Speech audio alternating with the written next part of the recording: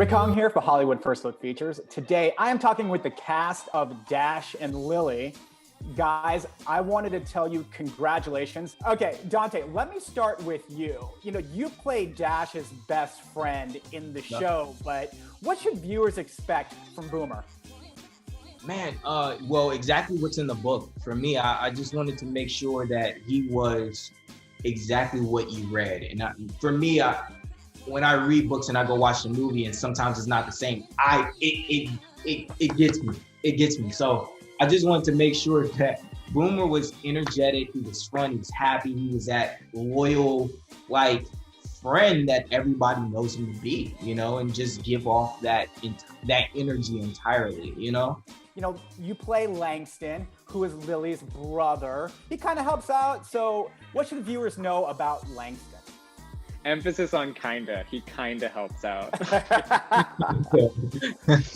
I'd hope that you know, Langston's the you know, immature older brother that everyone wants and everyone loves and also loves to be mad at sometimes. I think he was a really fun character to play. He's this overly romantic, immature, very, you know, rash decision-making dude. And he's very fun. Midori, you play Lily, and she starts off this chain of events. So what should viewers expect from her?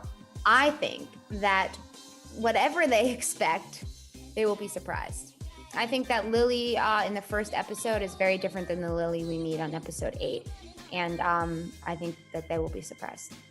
You know, this is based on a book series. So do you read the book at any point or, you know, to kind of get a feel of the world or your character? Yeah, well, yeah, definitely. I mean, it's super helpful as well.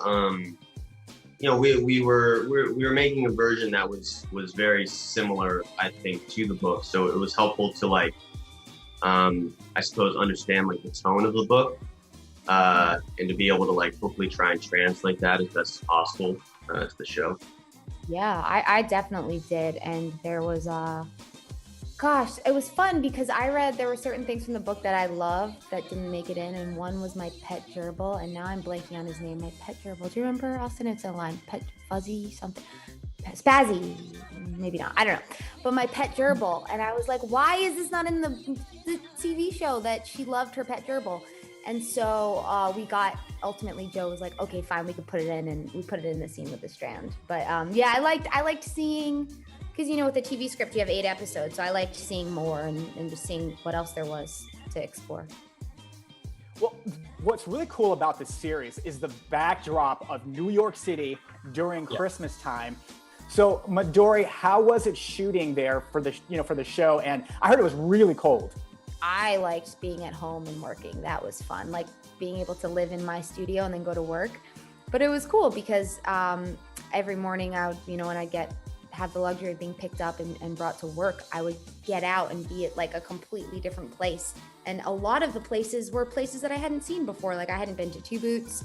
I didn't know that when you look up at Grand Central Terminal that there's all these stars, the constellations. And so it was honestly a bit surreal to just be living in my little studio and then go out and be at this other place and see all of these new things where I live. It was awesome.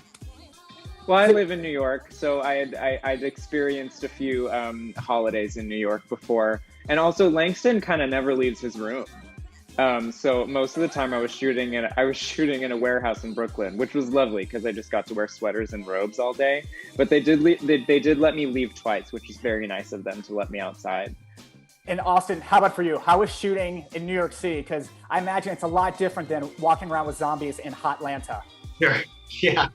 Yeah. I mean, like you said, it was pretty cool. But and as well, there is like a New York is very much a character in the show, I feel, and there is quite a palpable energy that New York has. So I think hopefully that translated well, and you're able to, like, feel that watching the show as well. The show is Dash and Lily. You can check it out on Netflix. Until next time, I'm Rick Hong.